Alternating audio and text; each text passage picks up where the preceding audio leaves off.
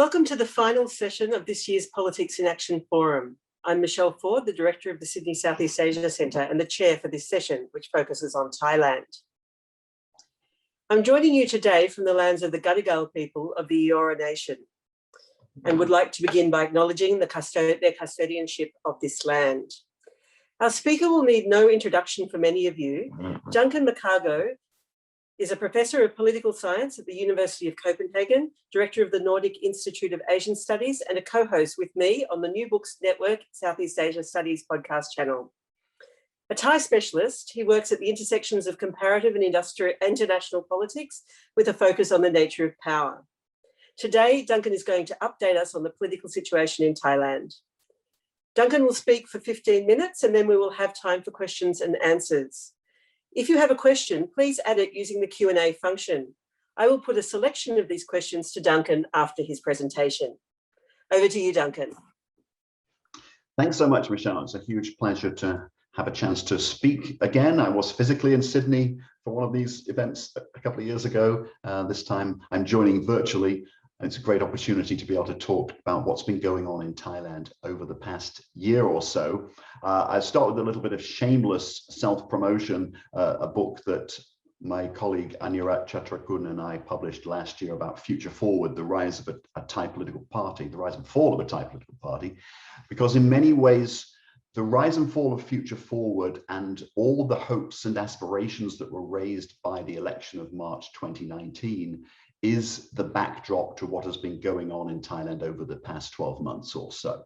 So we had, for those who are not so familiar with Thai politics, a very important election that took place in March 2019. This new Future Forward party became the third largest party in the Thai parliament following that election, but then in February of 2020 was summarily banned by the Constitutional Court, dissolved. Thanatorn, the leader, and his fellow key figures in the party were removed from political office. The problem here is this is not just a question about Future Forward or the particular group of people who founded it, or indeed just about the 6.3 million people who voted for the party. It's a question about what the nature of the Thai political system really is. And events of recent months have sort of refocused our mind on those core questions which we as students of Thai politics have been grappling with for a long time. How are we supposed to classify this system and how are we supposed to figure out what it is that's going on? Because what's curious about Thailand's politics is that all these years, almost 90 years since the ending of the absolute monarchy in 1932, which is partially commemorated by this democracy monument in the heart of Rajadamnern Avenue in the middle of Bangkok, there still hasn't been a real consensus or agreement about the nature of Thailand's political system and order.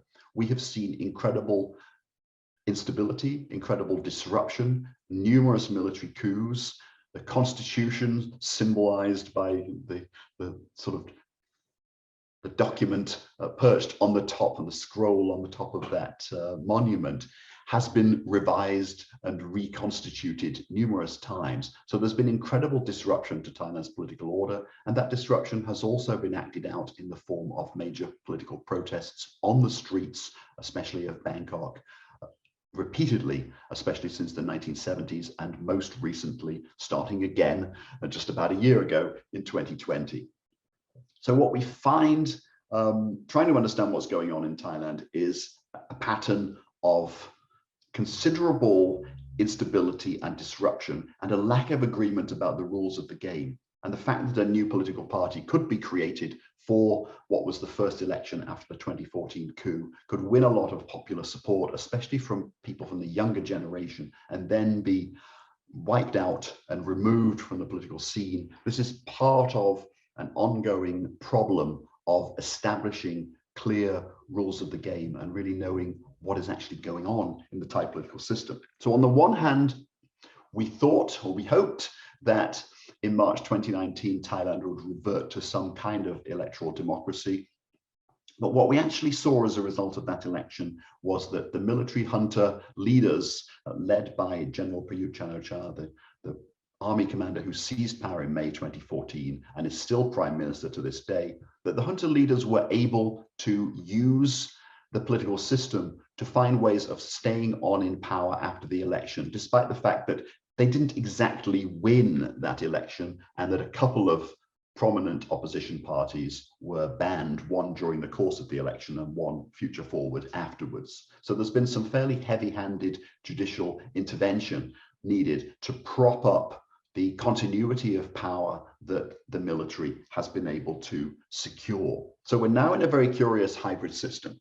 On the one hand, Thailand has once again a parliament and even a parliament building. For a while, curiously, during the March 2019 election, there was no parliament building because it had already been demolished and there was nowhere for the new MPs to go.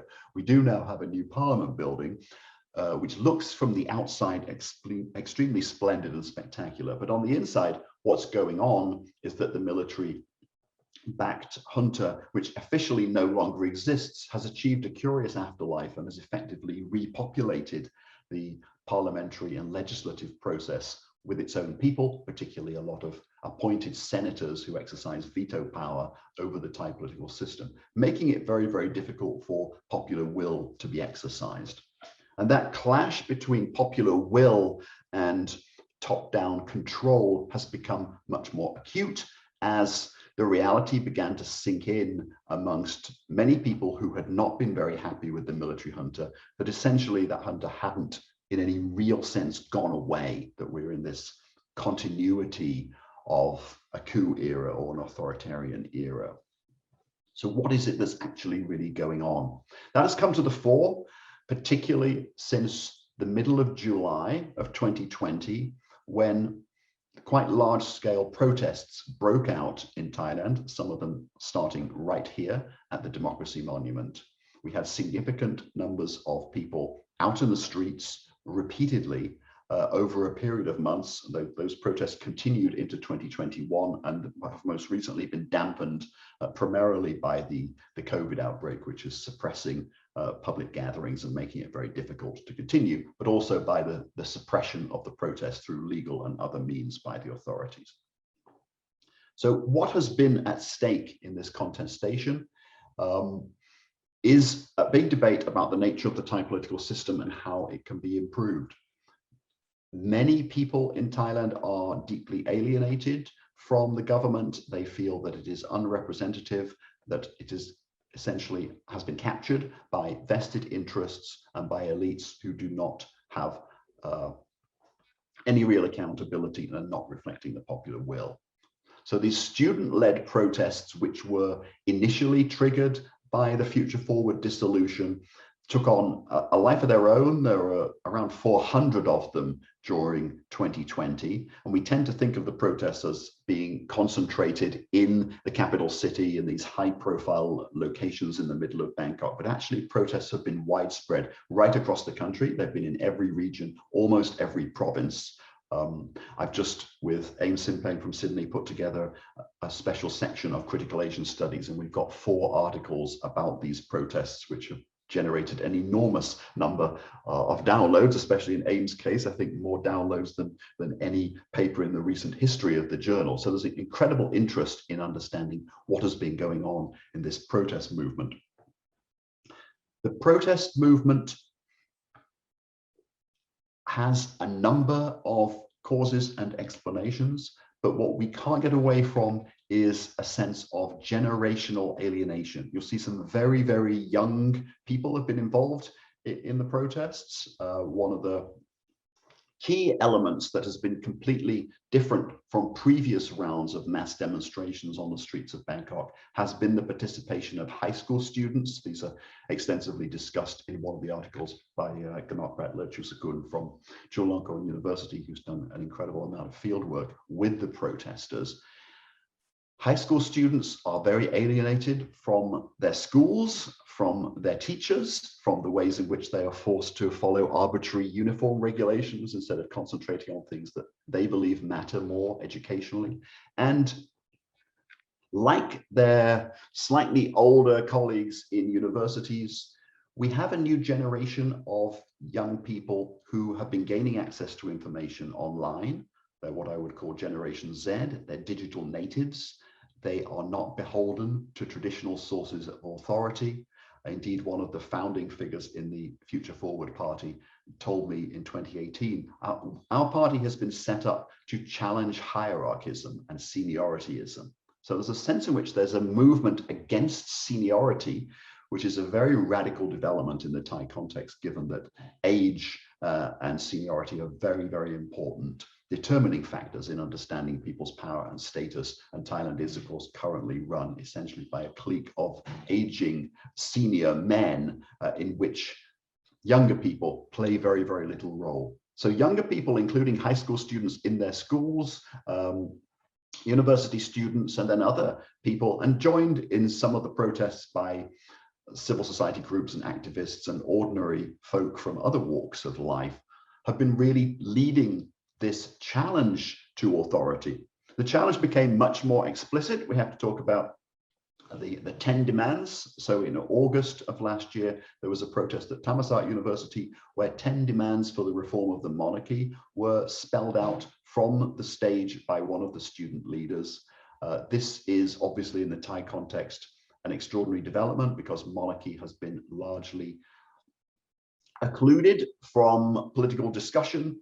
People have been extremely strongly discouraged from talking about the political role of monarchy. But the fact is that monarchy is a central problem in Thailand's politics. It has, I've argued for a long time, been a major source of instability because the monarchy has exercised a kind of tutelary and veto power over the wider political realm, which has made it more difficult for regular representative political institutions to become well established and respected. So there's been a kind of a parallel operation, the monarchy on the one hand and the elected political realm on the other, with a constant question as to where the real source of Thailand's political legitimacy lies. And that challenge has really come to a head since the new reign began at the end of 2016, and there's been a very much change of direction of the monarchy. We have a more assertive king on the throne who's extremely willing to express his opinions about politics in public pronouncements, and is playing a very different kind of role from the role that was played by his father. And that has brought out a structural tension, though, that was already there, which is what is the proper place of monarchy in Thailand's political system, and how should that role be performed. So critical voices are saying Thailand's political system now is actually reverting towards absolute monarchy, maybe absolute monarchy with elections. Some might see that as an overstated stance, but there is growing concern that the palace is exercising considerable power in its capacity to determine lots of things, to veto legislation, to influence appointments, not just appointments of military commanders, but appointments in the civilian bureaucracy as well. The reach of the palace seems to be growing at a time when the aspirations of younger people in particular for more autonomy, more control over their lives are growing. And of course, these latest rounds of protests overlay existing polarizations. Many of you will be familiar with the yellow versus red contestation, those who love and those who hate former Prime Minister Thaksin Shinawatra, an extremely important but polarizing figure in Thailand's recent politics. That divide hasn't gone away, nor has the divide between the Bangkok middle classes, who are generally more conservative, and the people, particularly in the north and northeast, who have long been the bedrock of support for pro-Thaksin parties and have long been extremely skeptical about what they see as the excessive power of Bangkok and the bureaucratic system. So those structural contradictions between people on regional lines, class lines, yellow versus red lines, they're all still there. But now we have this huge generational divide opening up. So Thailand over the past few months has seen a struggle where initially the government backed off and opened up discussions about the possibility of constitutional reform, making some kind of concessions to the demands of the protesters and this newer generation. But we've seen over the past few months that willingness to be open to the possibility of change has declined quite significantly. The leaders of the protest movement, particularly the more outspoken ones who highlighted the issue of monarchical reform and have been very uncompromising and unwilling to engage in conversations about other ways forward. Those people have been singled out, and many of them are now in jail or on bail and facing criminal charges, including lèse-majesté charges. So there's been a big clampdown in the authorities' response to what's going on the streets. And this has created a very, very difficult atmosphere. Given the growing seriousness of the COVID pandemic in Thailand, which had been relatively under control until the last few weeks, it's now harder and harder to get a sense of what the popular mood is on the ground, but dissatisfaction with the government on a wide range of grounds, especially their handling of the pandemic and of the economy, is clearly growing at the moment, and that's another factor. So, in short, those who thought that the new post-March 2019 government wouldn't last very long have been proved wrong. This is a government that has been able to strengthen its position in a number of respects within the ruling coalition. The main party in the coalition, Palang Pracharath, now stands stronger than it did when they first took office in the middle of 2019. But the government faces very, very substantial threats to its legitimacy. The credibility of the Prime Minister and the team around the Prime Minister has been very widely questioned. It's simply that it's very hard to see how you can actually change this government, bring it down, or modify the existing situation. So Thailand is in a very dramatic state of flux, and it's extremely difficult, as always, to predict what might happen next, just as very few people could have predicted some of the extraordinary things that have happened over the past year. Thank you. Okay, thanks very much, Duncan. I might get you to unshare your screen and we'll start with the Q&A. So your first question is, how is protest and resistance being shaped by the restrictions from Thailand's military government and COVID-19 restrictions? Is this changing the way people protest, and if so, how?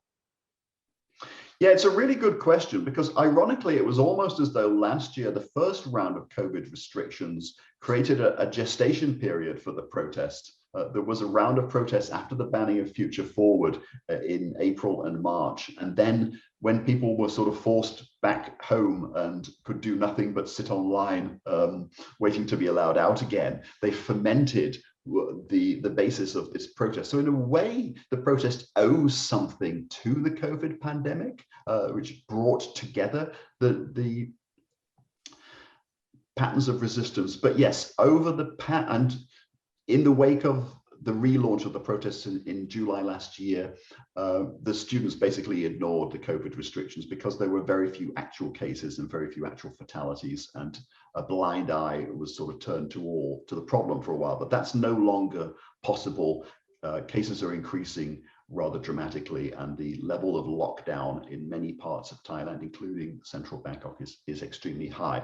And there's always this question of exactly, what proportion of the decline in the level of the protest should be ascribed to the rising COVID pandemic, and what should be ascribed to other causes, either the weakening of the movement or the strengthening of the authorities' responses. It's really difficult to say, but at the moment, it has to be said that the pandemic is having a very substantial impact on political protests of all kinds. Mm-hmm. So just to follow up on this modes of protest question, another of our attendees would like to know, with the rise of digital natives, have we seen any attempts by the government to censor the internet or limit access? Yes, I mean, there have been moments when, of course, there's a lot of ongoing monitoring of the internet taking place, but there was a particular pivotal moment back in October when the government announced that it was banning 4 online news sources, which were YouTube, Pracharath, The Reporters, and The Standard. So if anybody's following Thai politics, I'd recommend you to go to all 4 of those and check out what's going on, because they were really driving a lot of the debate. So what's been extremely interesting is the importance of online news sources, which are not your traditional media groups, but are not social media itself, but provide a lot of the content that is then reposted on social media. So that's where the government has now started to focus its attention. But ultimately, the courts threw out the government's attempts to close down those channels. So there was still this moment of liberalism as recently as last October, when they weren't able to have their way. But I think increasingly the government's trying to find new ways of subverting and undermining access to free information. So speaking about those sorts of controls, another listener would like to know, what would it take for Thailand to become a consolidated democracy? It's a big one for you. Yeah, that's a nice, easy question, isn't it? Yeah. The problem is very simple, and this is the problem that the student leaders have, of course, identified.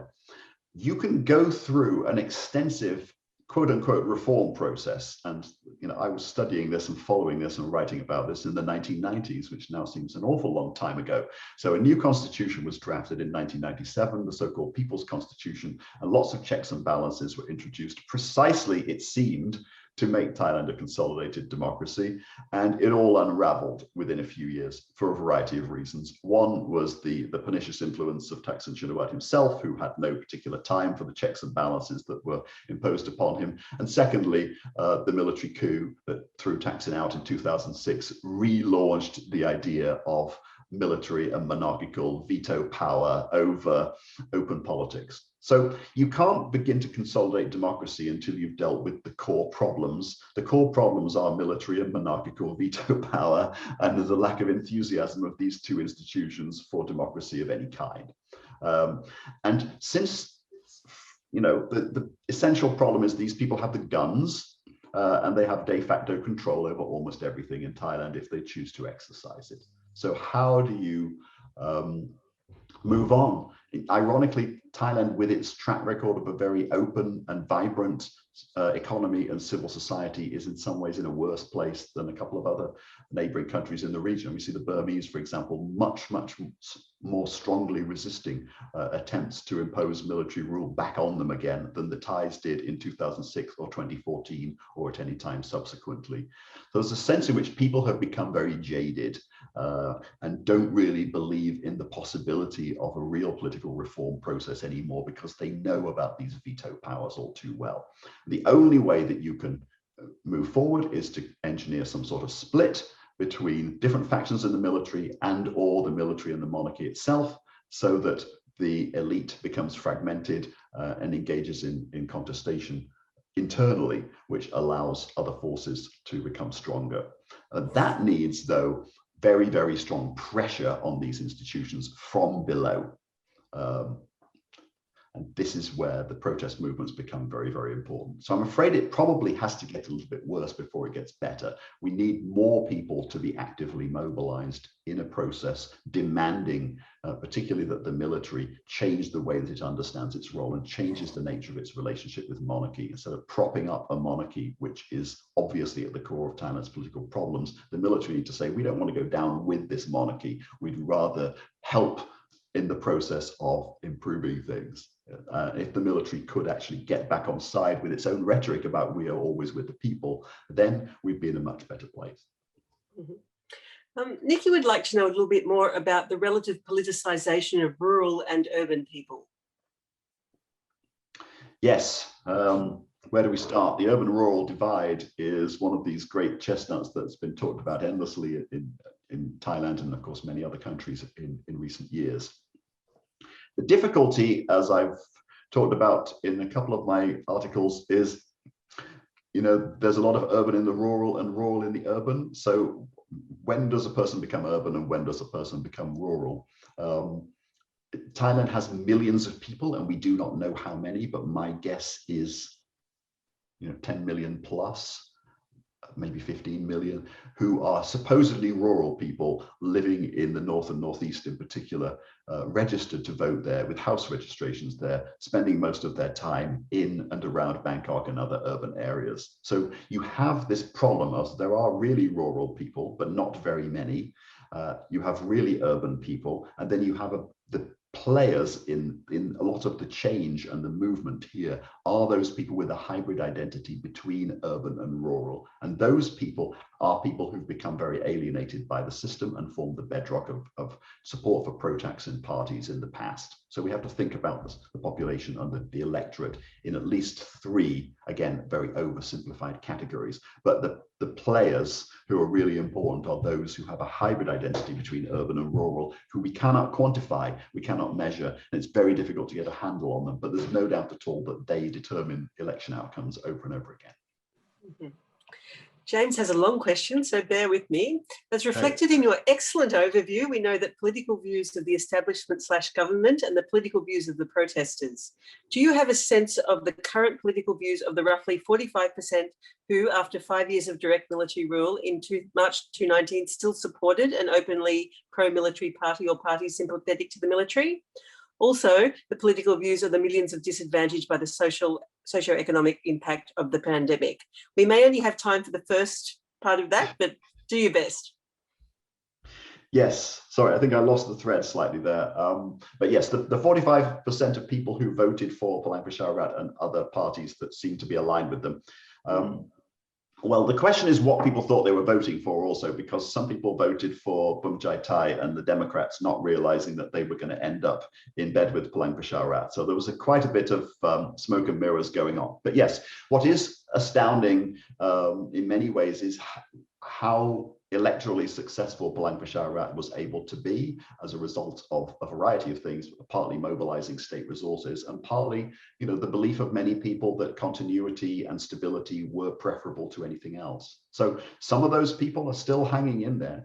They're alarmed by the rhetoric of the student protesters and the reformers. They don't want to go back to the old days of massive street protests and polarization, and they see sticking with this present government as the only way forward. We can't get good opinion data in Thailand, and we don't know whether those people are declining. Some interesting data might come up when we get things like the Bangkok governor election, and we see whether the ruling party has any chance of having somebody sympathetic to them elected to be governor of Bangkok. We rather suspect not, but we don't know yet. So unclear. I suspect that it's declining, but has not declined as much as you might have thought, given all that's been going on. Something else that might be unclear, which was the second point, is do we have any sense of how the impact of COVID on people's socioeconomic well-being has affected their views, their political views? Right, yes, exactly. And again, we don't have good survey data on this, but anecdotally, I talk to people in Thailand almost on a daily basis, and I don't know anybody who isn't extremely critical of, even people who used to be quite sympathetic to the government. People are extremely critical of their handling of the COVID situation and very, very concerned about the economy. As we see, the lockdown continues, the tourist industry and the associated service industries that are so important in Thailand are essentially at a standstill. A lot of people are undoubtedly losing their jobs. Whether this economic crisis that they're now facing is going to result in some change of political action and their embrace of opposition politics is more difficult to say, partly because the opposition, with Thanatorn out of the way, doesn't have a strong and clear leading figure to articulate its position and its demands. So the government has been able very successfully to play a divide and rule strategy with the opposition. Well, thanks very much, Duncan. We had some other questions, but I think we've run out of time. This has been a great way to finish the 2021 Politics in Action. And of course, you can encourage people if you're listening who might be interested to follow up on the live stream on Facebook, which will be available indefinitely, and also on our YouTube channel. Thanks to Ariane and the team for organising this, and see you again soon in another SEAC event.